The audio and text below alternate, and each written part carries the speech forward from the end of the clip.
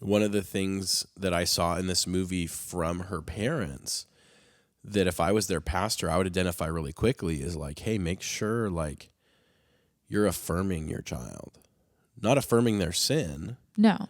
But you're affirming and loving them and correcting them when they're wrong, not you got a bad grade. Right. And well, one of the issues in this movie is Mei feels like she's under so much pressure that she has to be perfect. And we don't want to affirm that. Nobody is perfect. Nobody can be perfect.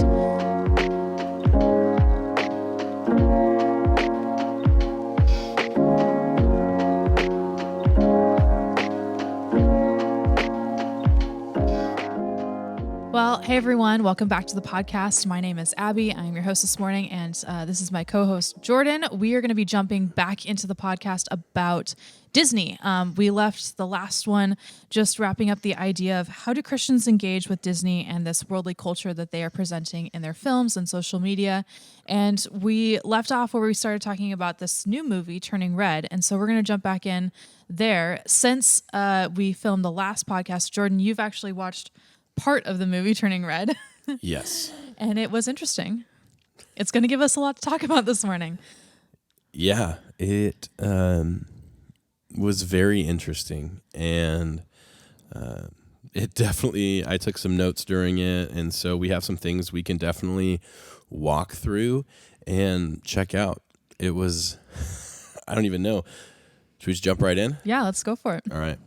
So, I mean, it opens, like you said in the last podcast, this 13-year-old girl, she just turned 13, is like telling you how like she needs to respect herself over her parents, and she'll lose herself if she respects her parents too much. And it dives into the movie, and as a parent and somebody that's worked in ministry, like even just hearing the way the movie opens, I think like made me go like, oh, there's already something weird going on. Like this is a very They come out strong in this movie, which it's really interesting that they start this movie with this phrase. She opens and she says, honoring your parents is a good thing, except when it gets in the way of honoring yourself. You can honor your parents too much. That's bad. And honoring your parents is a really important theme in the Chinese culture, which this family, they're a Chinese family. And so Disney comes out swinging at the very beginning. And from a biblical standpoint, the Ten Commandments, it says in there, honor your parents. That's a pretty big deal in the Bible. Yeah. And so to come out at the very beginning of this movie and being taking this stance of, you know what, honoring your parents is a great thing, but you need to put yourself first. And you need to honor yourself first. Yeah. That's wow. It's very bold, and to be honest, it's very foolish because as a 13-year-old, you don't know anything. So Right. Let's just be honest. We've been 13. If you're listening to this and you are 13, you don't know anything. If you've been 13, you know you didn't know anything when you were 13. Which almost immediately after they say they talk about how you're not supposed to honor your parents too much, then she jumps into the next thought of the movie, which is I'm a 13-year-old, which means now I'm basically an adult. Based on a city bus pass. Yeah. So now she is grown up and mature enough to make all of her own decisions. And her parents are just kind of there. They're now background characters in her mind, in her life, which is a really interesting thing. It's super interesting. I mean, and like some of the notes I took, like these were all I took all these notes, I think, within the first 30 minutes of the movie, and I only watched about half of it. So one of the first things like I saw was like this theme, and we talked about it, where like Disney is creating the world that they want to see happen. Like they're trying to create that, and they're making that influence. So like I wrote like, this is that example of this world where a non-developed 13-year-old, like cognitively, she's not developed. Like they want her to be able to make all of the rules and to make all of her own decisions. And when you make decisions and when you do things, it's all based on your influence, right? And it just kind of made me laugh because it's this perpetual cycle of, well, what's the influence? well, Disney's the influence. They're influencing this world view of like that's changing people. So it's kind of like this weird like Inception type thing that's happening. They're creating the change that they want to see in the world, basically. Yeah.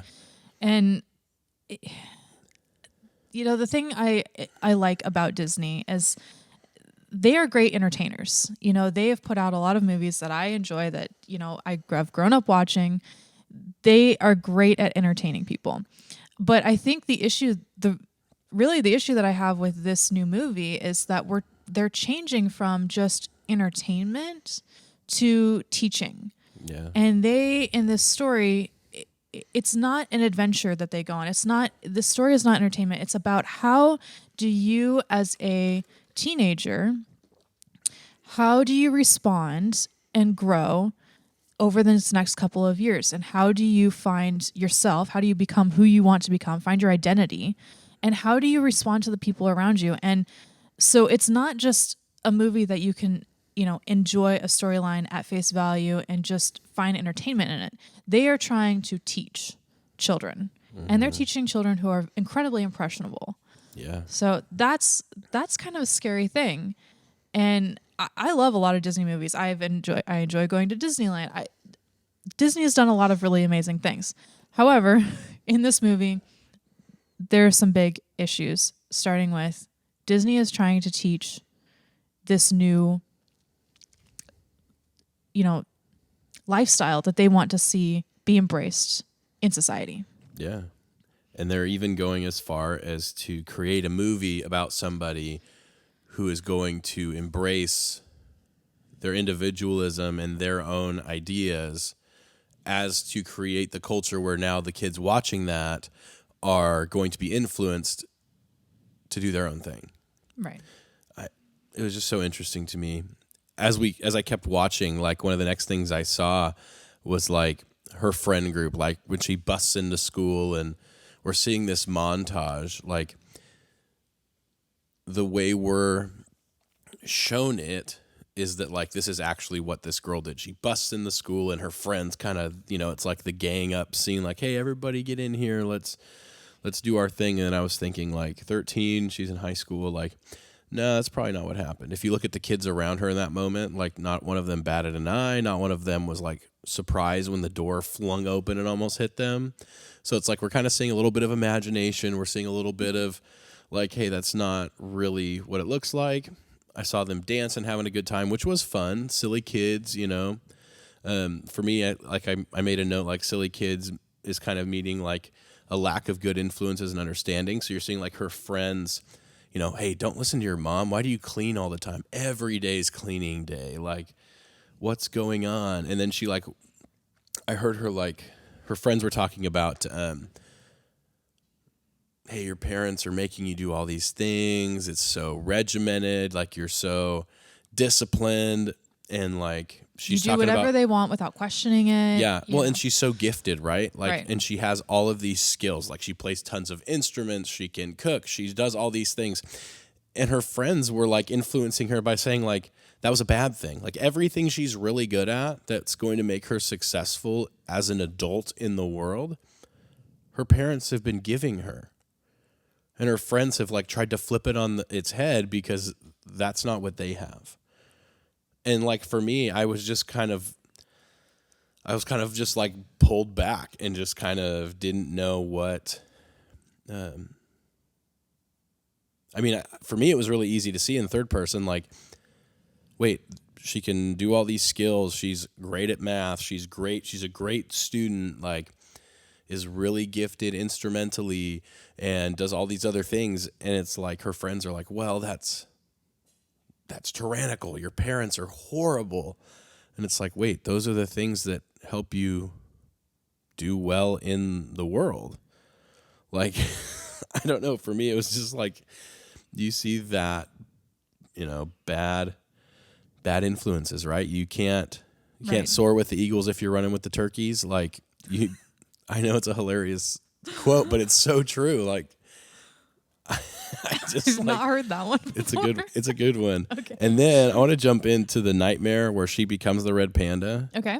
That was like legit creepy. My poor son, who's 3 at the time of us recording this, or about to turn 3, I really didn't want him watching it. I was uncomfortable after like the first 3 sentences of the movie with him seeing it.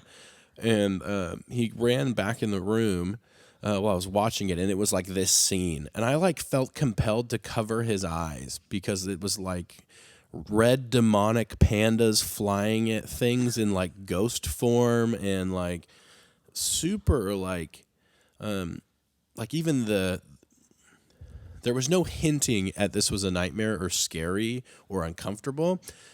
It matched the rest of the theme of the movie was like, no, this is exactly what it is. There was no beating around the bush. It was like the intro, like, hey, we're coming out swinging. We're teaching you something, and this is what we want you to learn. And then in that, it was like, hey, this is scary. Like, I was like so uncomfortable with my son. I was like not that was necessarily like, hey, I need to cover your eyes. It's bad influence. But like, dude, you might have nightmares about this. Like, this is scary. I might have nightmares about this. Yeah, Disney is very intentional about everything that they do in their movies. I'm so curious to hear your thoughts on it. What does the panda represent? So Mei Mei, the main character, this 13-year-old girl, she turns into this red panda. And she's growing, changing, becoming a young adult. And part of growing and changing for her is becoming this red panda. But what do you think Disney is alluding to with this alter ego of hers?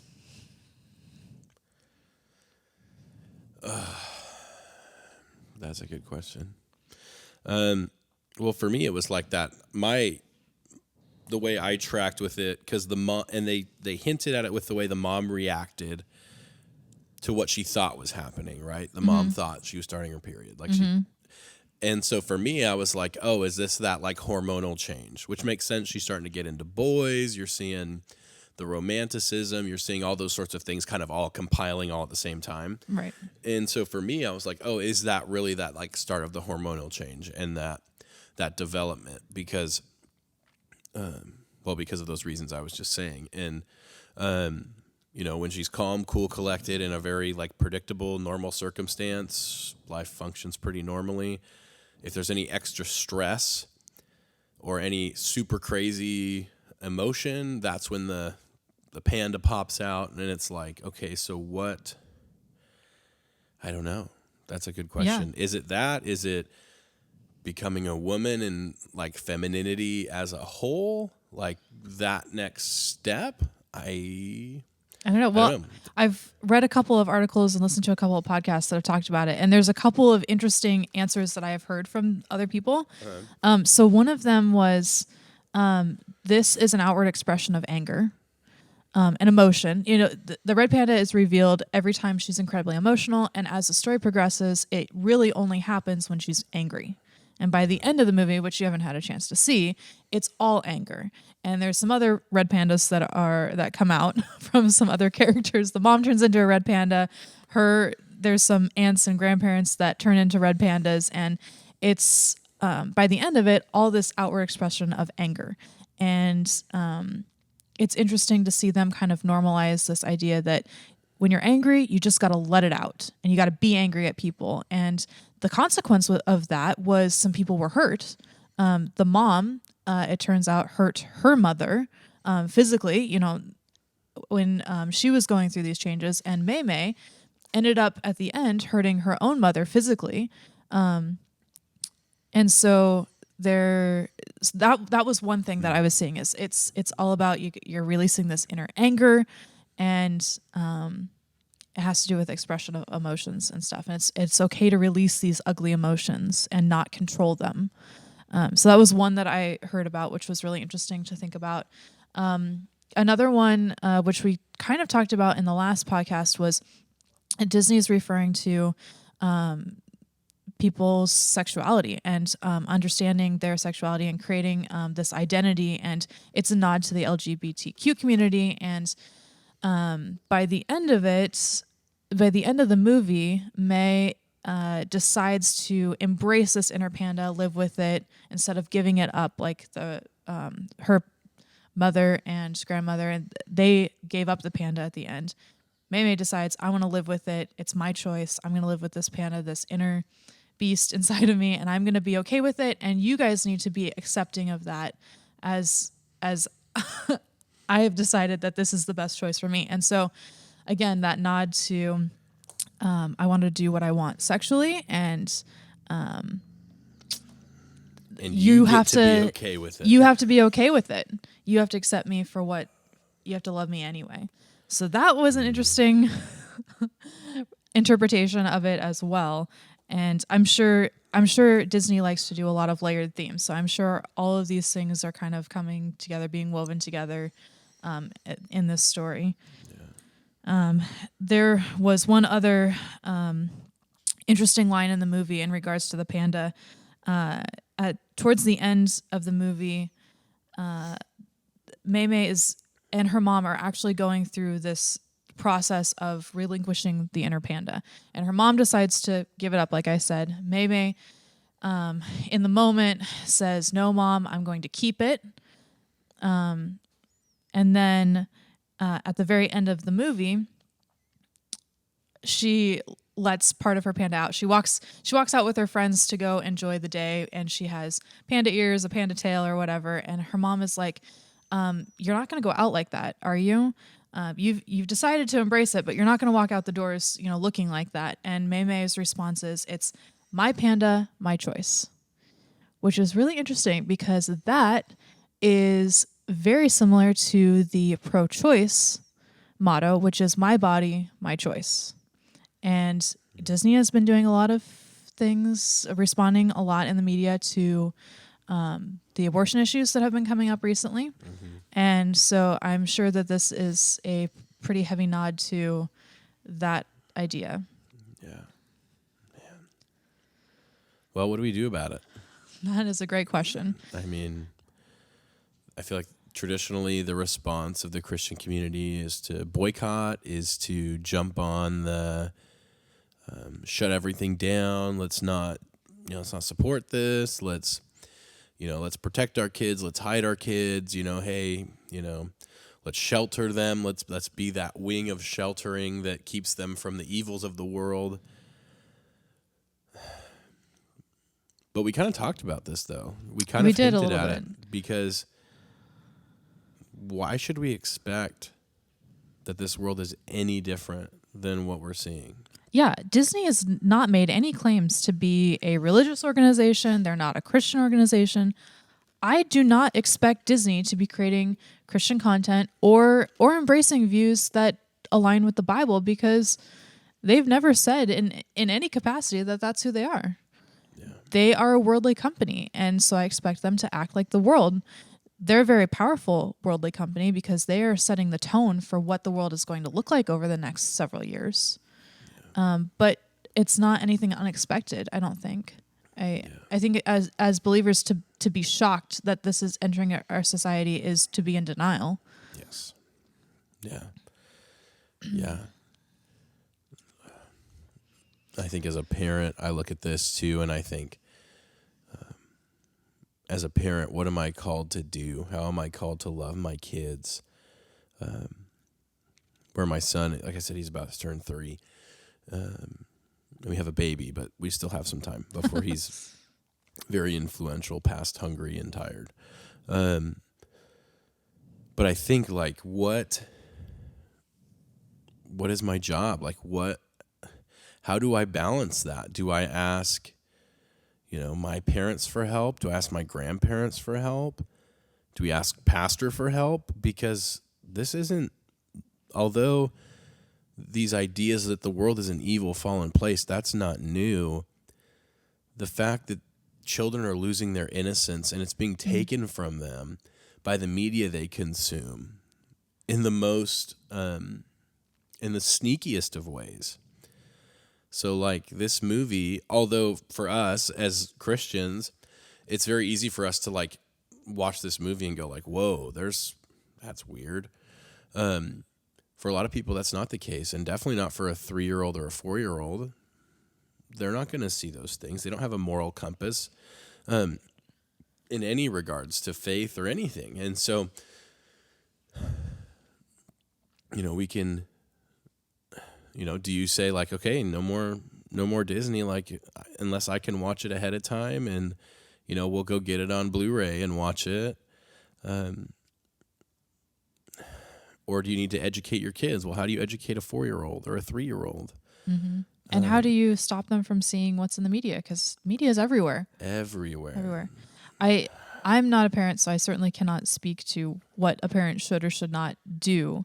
But I think my big takeaway, even for myself, is it's important to know how to filter the good and the bad. And the way that we do that is by spending time in the Bible, you know, learning God's word, learning what is right and what the Bible says is wrong. Yeah. And then, you know, viewing the world through those eyes and just learning how to filter things, because we're going to come in contact with these ideas, with these types of sins that people are going to say, you just have to accept it and you got to love people anyway. And yeah, it's important to love people, but we don't love the sin that they're doing and we don't embrace those ideas. And so I think for me, it's like, I have to learn how to filter, and we need to be teaching the younger generation how to filter. Yeah. And that happens in different capacities. You know, as real little kids, I would imagine that would happen. That takes place with the parents filtering and then allowing the kids to, you know, engage accordingly. But then as they get older, it's slowly morphs into, you know, a conversation where they're filtering with their parents and they're talking about these things, and you're having these conversations where you're saying, hey, remember, this is not okay. The Bible says this, and here's how you're going to engage with that media going forward. Be discerning. Yeah. Yeah. And I think as a parent, I think that's a very daunting task that's not in the hey, congratulations, you got a baby. Here's a booklet on how this is going to go. That doesn't exist. So that for those of you that are expecting children or want to have kids at some point, that book isn't coming.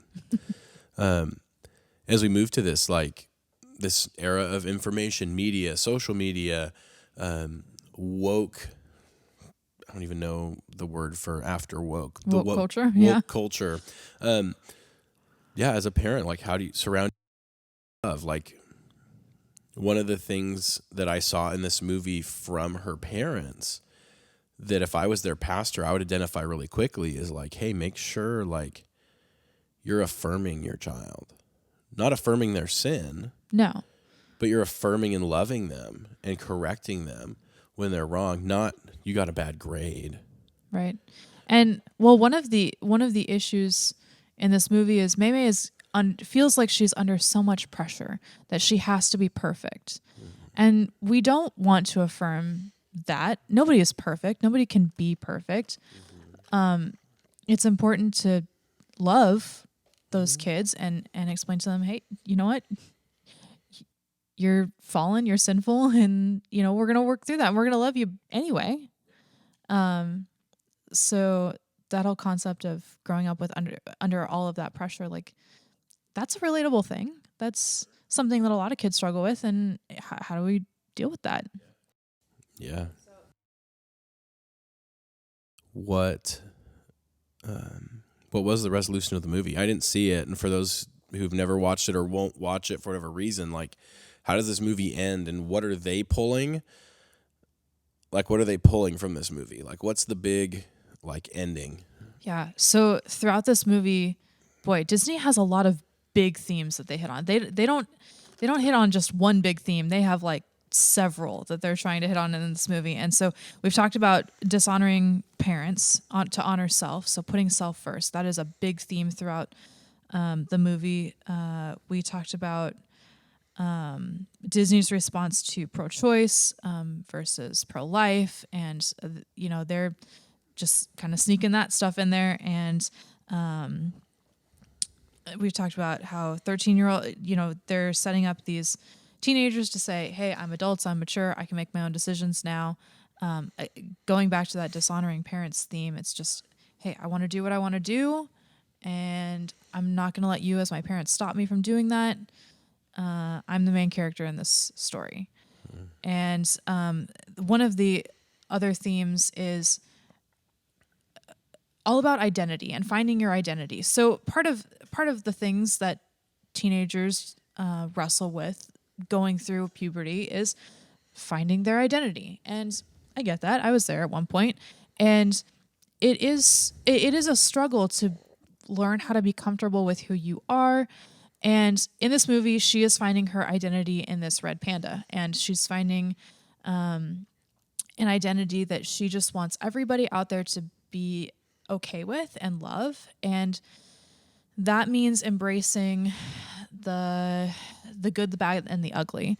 And one of the comments that she makes towards the end of the movie is, she makes a challenge basically to the viewer. She says, I chose to let my panda out. I chose to keep it. Sometimes that is messy and awkward and weird, but that's okay. That's who I choose to be. And what are you going to do? Are you going to let your inner panda out? And that's the last kind of question of the movie. The thing that they're leaving their audience with is, what inside of you is messy and ugly and weird or awkward? And are you going to embrace that? And are you going to let that out? And for me, as a believer, when they say, what's messy, what's ugly, what's inside of you that you want to let out, that sounds to me like, what are sins that you're dealing with? What are the things inside of you that are not godly? And are you going to let those out and just make sure that everybody's okay with them? Are you going to learn to live with those sins? Are you going to learn to live with those desires that don't align with the Bible? And are you just going to embrace them? And if that's what we're teaching kids, that's pretty serious, because that's saying, you know what, God, I don't really need to change. I am perfectly happy with who I am, and that means embracing sin. And that is a really scary message to leave a child with at the end of this movie. Yeah. That's such a weird thing, because where else in the world do you see...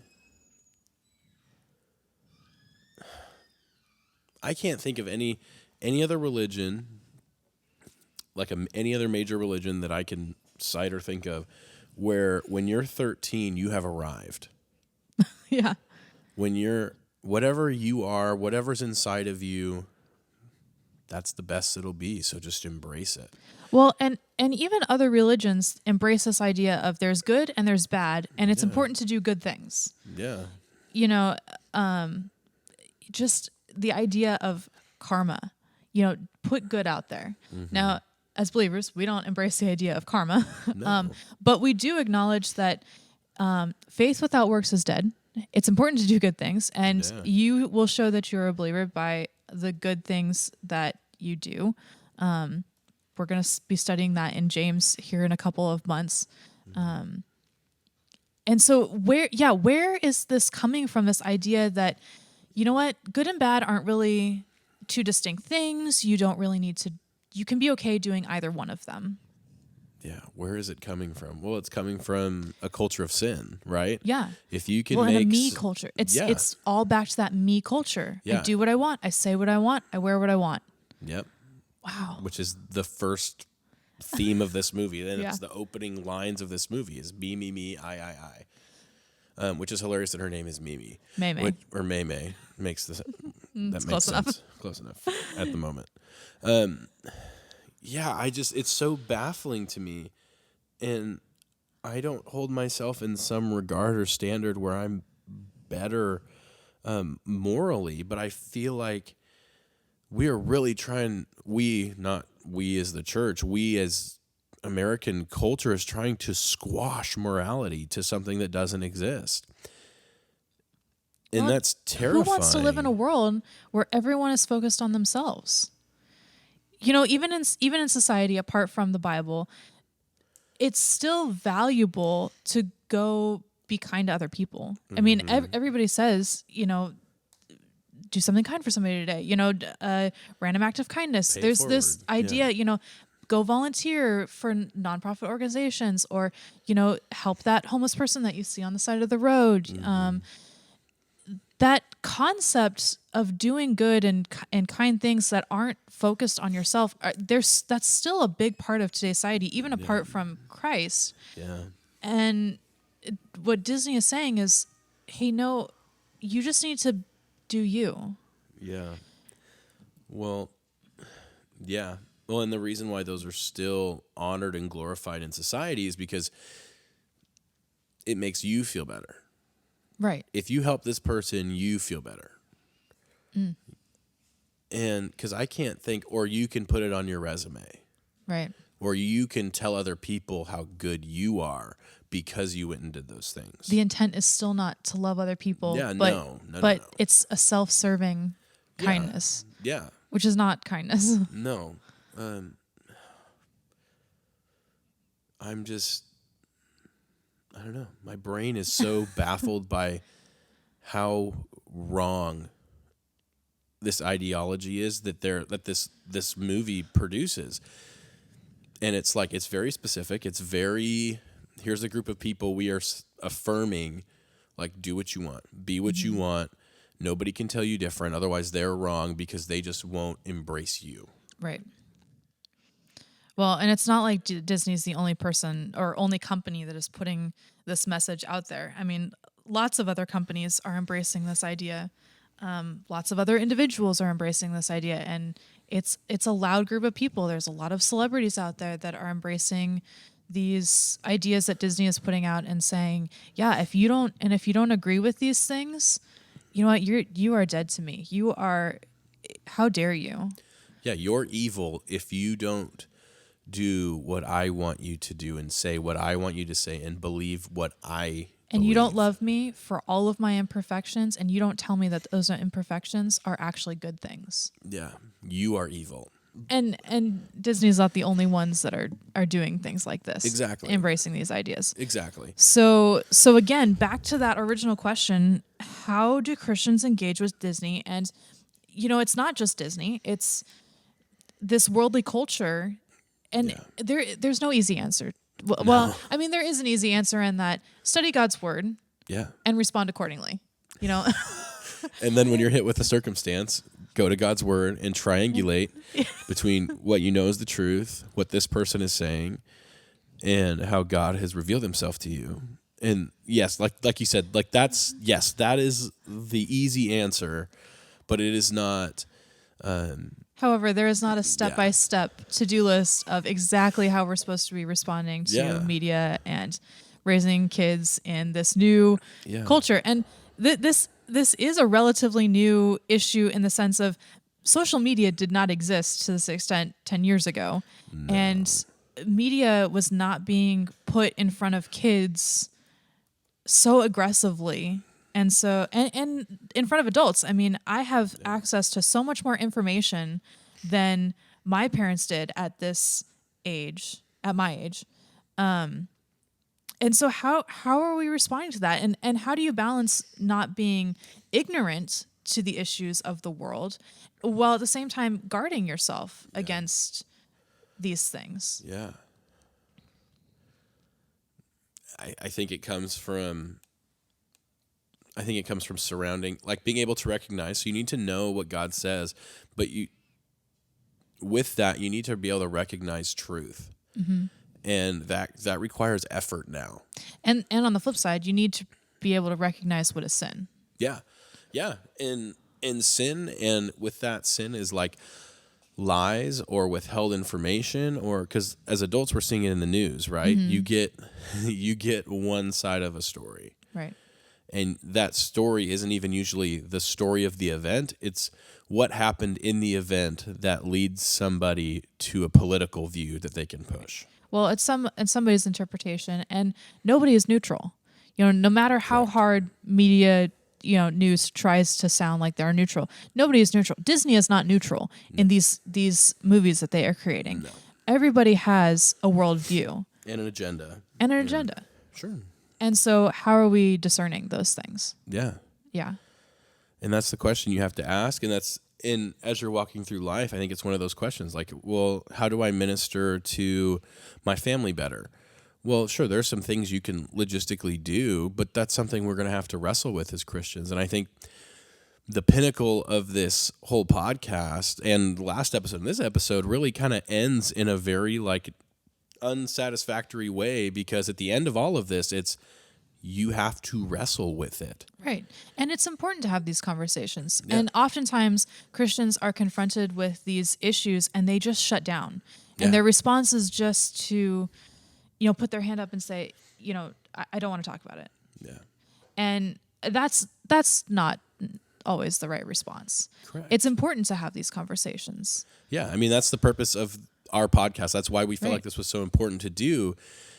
We want to get people thinking. Yeah, and talking. Right. Because we get trapped. We can think a lot about a lot of things, but until it comes out of our mouth and we actually say things and we're having communication and conversation, and then you can really start to understand what's going on. Right. I think that's been the craziest thing about this whole topic as we've talked about it, is the more research I've done, the more I realized how much I didn't know and how much I had, whether it had been intentionally or subconsciously, like tuned out how agenda-based just about everything has become.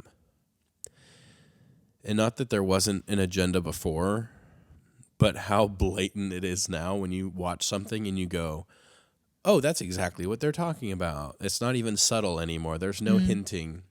You can't, with this movie, even in particular, the one we're talking about, Turning Red, there was never a point where I could switch into enjoying it as a Disney movie. Right. I was stuck as a parent watching a movie going like, something's wrong with this kid. Like what is going on? Like, why aren't her parents like seeing this? Like, why aren't the parents doing this? What's going on? Like, I had so many concerns that I never got to enjoy it. There was no fantasy about it other than the fact that there was a girl that turned into a panda. Like, yeah, there was nothing to enjoy just at face value in this movie. But I think, in the future, we're going to start seeing these themes. They're going to play out a little bit more subtly. And they have in the last few movies that Disney has, well, in all the movies that Disney has put out. Sure, there are underlying themes that don't align with biblical ideas, and we're going to just keep seeing them, and they're going to become more subtle. And it was really interesting. So I went and saw the new Thor movie, and again, Disney is embracing this LGBTQ community, their themes, and saying, it's okay for everyone to be experimenting with these feelings, and it's okay, and you need to embrace it. And in this movie, one of the characters is bi. And a lot of people on social media are celebrating her and the way that she has played her character, because she just made it feel so comfortable and so okay to be that way. And it's a really interesting thing to see them use the term comfortable. You're making this feel comfortable. And Turning Red, Disney came out swinging. They tackled these issues a little bit more aggressively than they have in other movies, and it's not always going to be that way. No. We're going to see these things continue to play out in other movies, and it's going to look really interesting and exciting. And Disney is going to glorify those ideas, and they're not going away. No. So, how are we going to recognize those subtle themes and help teach others and help teach kids to call them out and understand why they're wrong? Yeah. How do we bring the gospel back to the center? It's a great question. And it's a great question to continue wrestling with. And we by no means are going to be the final say on this. No. We're just starting the conversation here. Correct. And hoping that people will continue to talk about it, because this is not an issue that's going to go away. It's going to be one that we need to continue to wrestle with for the rest of our lives. We're going to be wrestling with this discussion. Sure. Yeah, you can't shut it off. You can't turn off reality. All right, listener, we want to hear from you. Fireside podcast at paulsbocc.com. Send us your thoughts. Send us your ideas. If there's a topic you want us to cover, email it over to us. We'd love to continue the conversation. We're opening the door.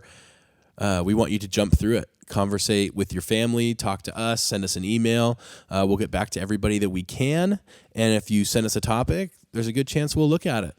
Abby, what's coming up next? Yeah, so the next podcast that we're going to be doing, I'm really excited about. We're going to be doing this series where we're just talking about what a believer should know. And basically, the idea is there are some things that we just expect everybody to know as believers, and not everybody knows them. Maybe you're new to the faith, maybe you haven't grown up in a Christian family where you've talked about these things. Whatever it is, there are sometimes just things that everybody assumes that a believer knows, and they don't always know it. So next week, we are going to start that conversation.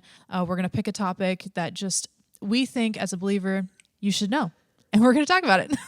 All right? Sounds great. Looking forward to it, and we're looking forward to hanging out with you guys next time. Thank you so much for listening. This has been the Fireside Podcast, and we will see you next time.